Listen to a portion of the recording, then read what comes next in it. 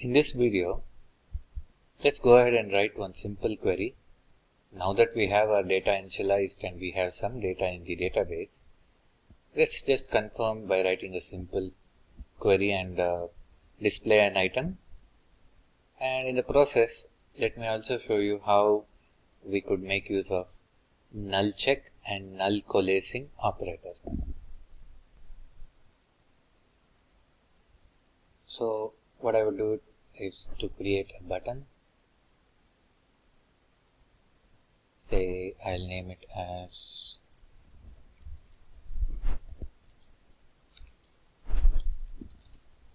show prasadam type. We'll just access the first prasadam type in the database and see if we are able to retrieve it. And I'll give this a programmatic name saying button show prasadam. Double click it, and in the event handler, let's write a query using the context. I'm enclosing all the context usages in this using block because I want to dispose the context then and there. It's a good practice to use disposable context. And coming back to the query, this is a simple query here. I am accessing the prasadams, and if at all we find a prasadam in the database and if it has a name associated with it, I'll go ahead and print it. Otherwise, I'll just say not available. So this is a clean arrangement rather than writing multiple if blocks and null checks. You can finish it off in one line of code. It is fluent and it is very, very readable for anyone who is trying to read your query and understand the intent behind it. So as usual, I'll go ahead and run this form.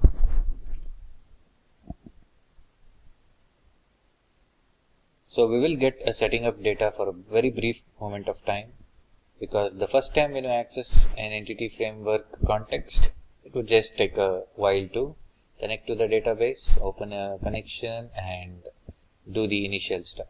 So once it is ready, I'll just go ahead and click on the prasadam type. So we just got the first entry which we created.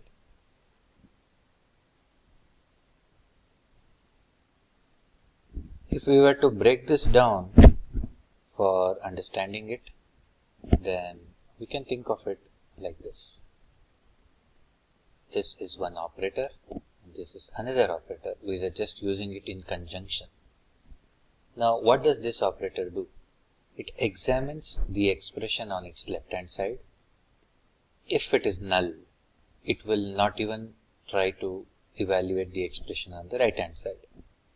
That is very crucial, because if the prasadam itself is null, there is no object here, doing a dot and something on it will result in a null exception, null pointer exception.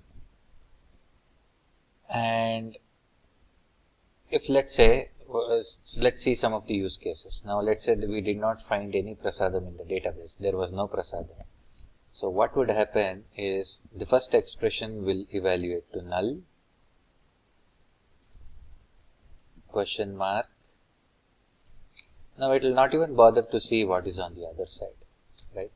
So rather, since it was null, it will just forget about the other side, right hand side, and it will put null. The second double question mark operator will figure out that, hey, left hand side is null, so let me give the output of this final expression as NA.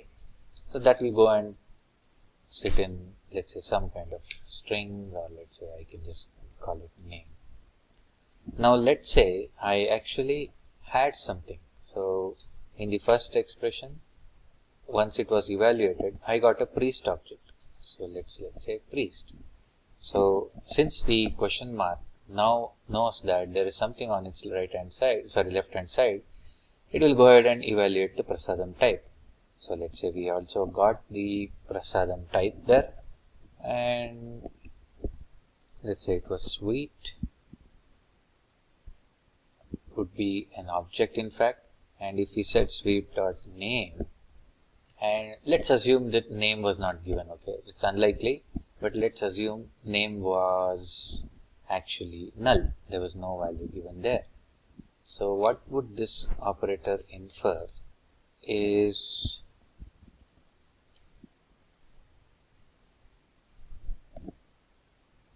the fact that, so this is in fact double question mark, and on the other side we have this NA.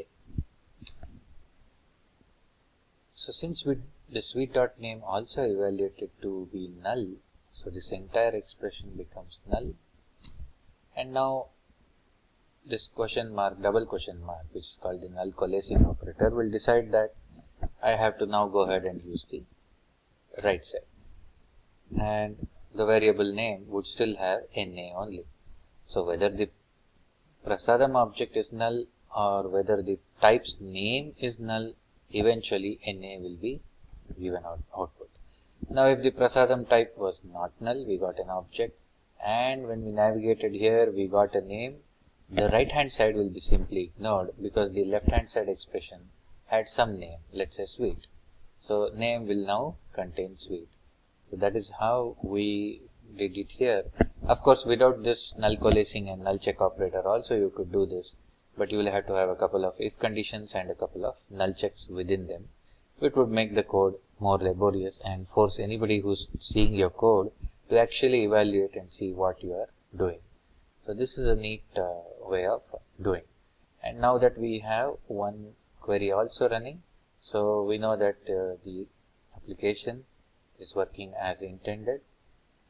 There are a couple of more things to do now, which we will look into in the next videos.